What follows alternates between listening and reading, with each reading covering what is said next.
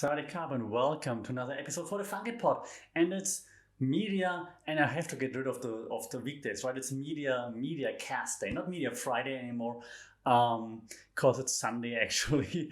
But I just if you follow the podcast, you realize that the days are getting a bit, I don't know, thrown away basically because things happen, right? For example, Wrestling Wednesday is now whenever there are wrestling events. For example, like tonight on a Sunday night, it's going to be a big event, Survivor Series. I'm going to do it on Monday, for example. So let's just do those things whenever they happen. Still once a week, but like, why should I wait the whole, like, if something happens on Saturday, why should I wait until Friday to talk about it, right? So let's talk about it right away. So it's the media cast day now.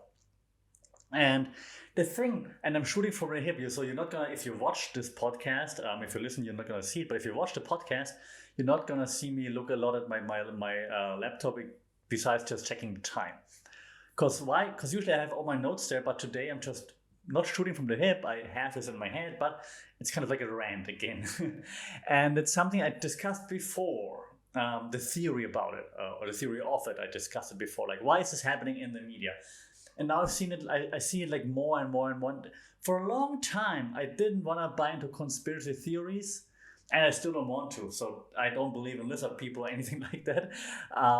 But there are just a few things that happen over and over and over again. And this is also, like, as someone who studies media theory and so on, it's like clear as, I don't know, is it a thing, clear as light, clear as day, the light of day? I don't know. It's very clear to see what's happening and why they're doing it, they being the media, and I don't understand why not more, I don't know, people see it. And it doesn't mean, it don't necessarily mean the average Joe, but people in the media, also people in alternative media, people who say they're independent media, for example, they see that too, and they're not saying anything, they're not trying to change it. They're doing the same thing for their own benefit, because what do they want? They also want money. What am I talking about? Being divisive, being polarizing.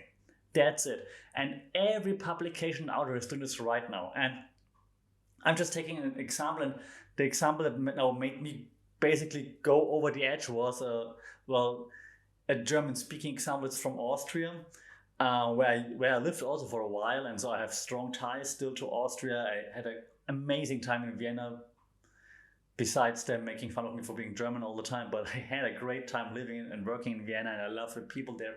It's amazing, fantastic city, one of the best cities I ever lived in my whole life. It's awesome. And think about politics, what you want, they take care of the people, it's all cool. But right now, and you would have thought it died out already with Joe Rogan and so on, the ivermectin debate. You would have thought it died out when CNN jumped on, like, Joe Rogan taking horse medicine, and Rogan on his podcast said, like, listen up, mother. It's not like that. It's and you would have thought it dies out afterwards, right? And the CNN doctor was on Joe Rogan's podcast, and it's like, okay, let's bury the hatchet and let's just move on. But now it's swapping over to Europe. It's like, man, Europe, you're slow. Like, seriously, the old world is slow. So now this ivermectin debate basically apparently moved to Austria. Now there are also reports that someone died from using ivermectin, and this is terrible. And I'm fully vaccinated, just saying, fully, that the definition changes like every week right now. I have 2 shots. So I'm not a vaccination opponent, and I don't want to make it about vaccination per se. That's just the example that I'm using right now because it's like a very current one, right? So this ivermectin debate. So now in Austria, a politician, I think like a very more controversial one, I think from a more controversial party, but he was like, hey, so you can use ivermectin. He said it in a very polarizing manner, of course. Like, we don't need vaccines, you just take this.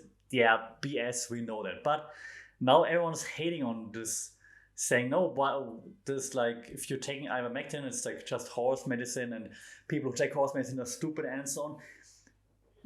It says that on there are different ways or different forms, kinds of ivermectin, right? So ivermectin is being administered, prescribed to people.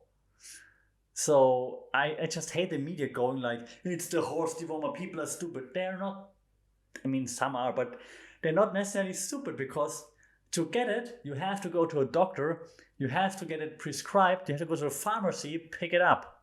You can't just buy it at Walmart or wherever you go shopping.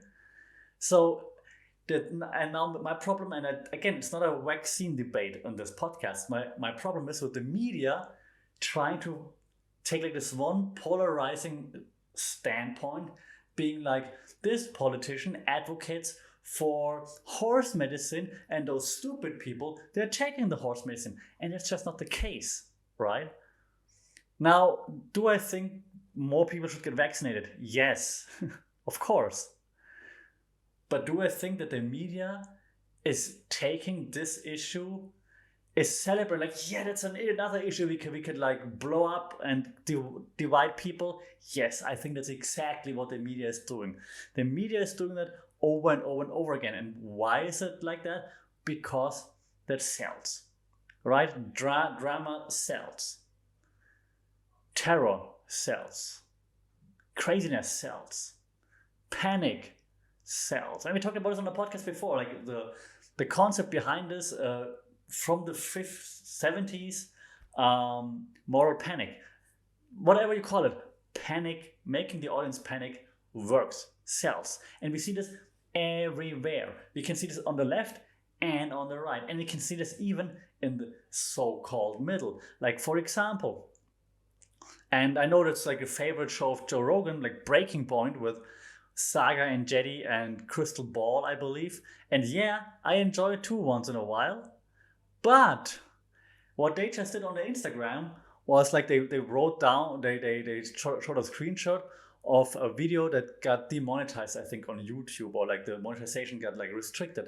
And it was a video like, vanished in all caps. I think like Chinese tennis star vanished in all caps. Like those clickbait titles, like they always have like one word in all caps, like you're like, oh my god. So while it's terrible with the Chinese tennis star, even though she appeared again today, I believe, but different topic, you can see what they're doing. They're working with clickbaits, right? And now what they did is like they screenshot this, like this video was the monetization was restricted. They put a video on the screenshot on Instagram saying, we have to fight with this quite a lot, so that's why you have to support us. They know what they did there, because now all the comments were like, yeah, that's because it's about China, that's China owns YouTube, and that's why it's like demonetized or like restricted and so on. And most people thought the video got banned, which wasn't the case, right? That's why China just owns YouTube and they ban your videos. That's what they did on purpose, right? They didn't say the video got banned, it got like the monetization got restricted, and they said in their own caption that they had this problem several times already. So I'm assuming it's not about the China topic. I assume it's just very clickbaity what they have in there. I'm not saying YouTube should regulate it. I'm just saying even outlets that are like more in the middle, in the center somewhat, like one is left, one is right, and they try to meet in the middle, right? And they're more independent.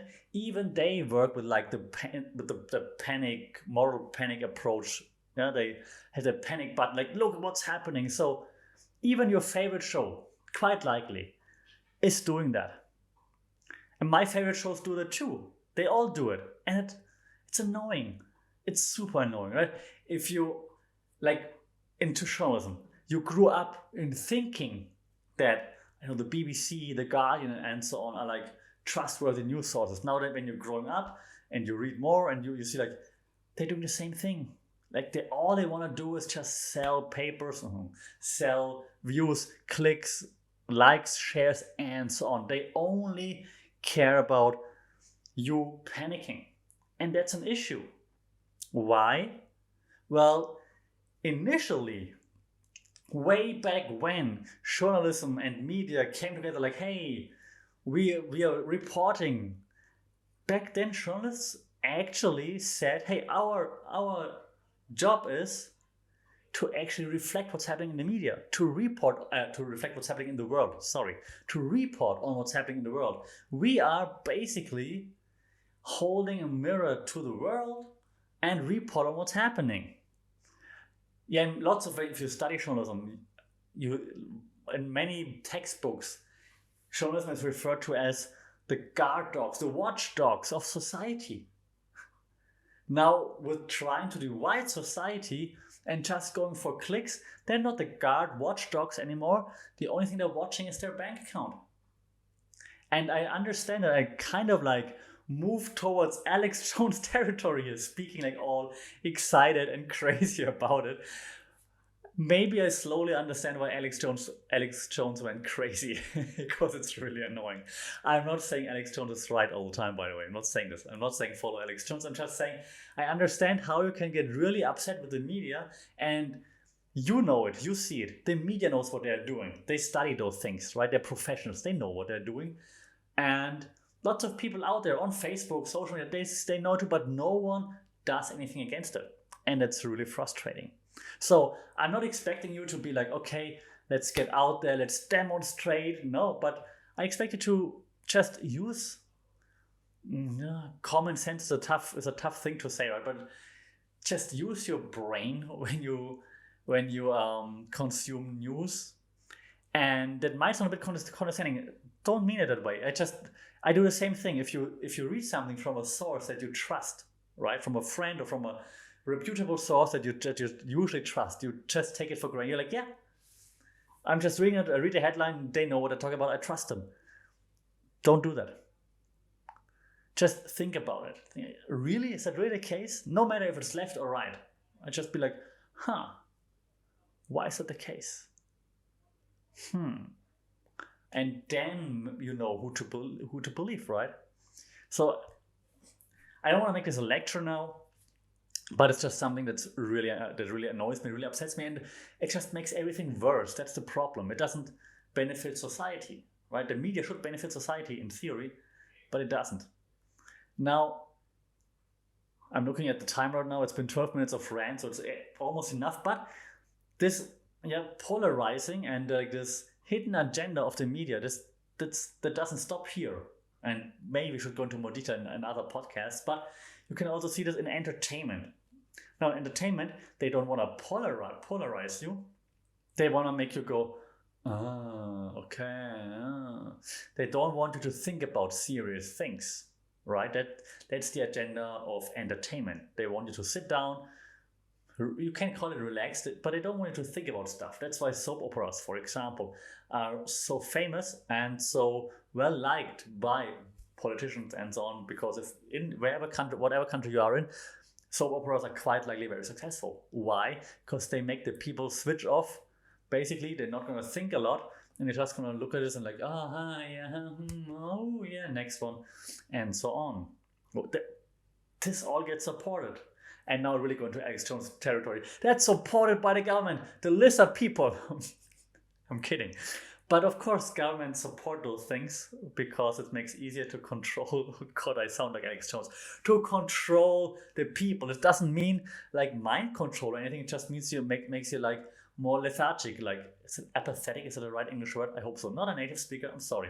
But it makes you go like, I'd rather watch entertainment than the news. I'd rather be entertained, having fun, excited, whatever I feel when I watch something, rather than being angry, annoyed, and having to think about something, right? So that's the goal. Also the goal of like all those shows, like Who's Gonna Be Millionaire and whatnot, they all have the same goal. I might have to do a deep dive here. I might just try to invite a few people from the media just to discuss those things in future podcasts. But it was just something that really like sit with me for a while now. And now that it's so close to home, it's just like, guys, girls, them stays, theirs, all of you, like really, please just think about what you consume, especially now that it's so divisive and that we're taking actions. Like we've seen it now, right? Just now, demonstrations against the COVID restrictions. And again, I'm not saying I'm for COVID restrictions, against it. No opinion here, because it's very difficult to make the right decision, I believe. But taking to the streets, yes. Demonstrations, yes. Turning it violent just because of what you read or whatever, no. Right? That's ridiculous. Other way around, same of course, like then using excessive force to disperse, the right thing, those demonstrations, also not okay. So all the sides, should maybe cooler heads should prevail, and don't let the media and the people that are behind the media, and this is even more Alex Jones territory, more on this maybe also in one of the next podcasts, don't let them divide you, because if they divide us, then they're winning. And should I, if I just quote another Joe Rogan now, you're going to be like, oh, he just quotes Joe Rogan. But it wasn't actually Joe Rogan. I heard it on one of his podcasts. I think it was the podcast with Snoop Dogg, where Joe Rogan was high AF. Snoop Dogg was just Snoop Dogg. And Snoop Dogg and Joe Rogan came to the conclusion saying something like, the media tries to divide us by race so that we don't realize that we're actually divided by class. I think something along those lines.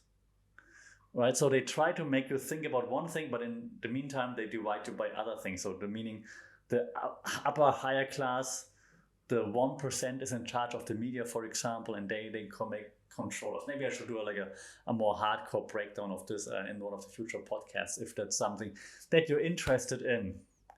All right, 15 minutes of random. Partly sorry, but partly I had to say that. It had to get out there.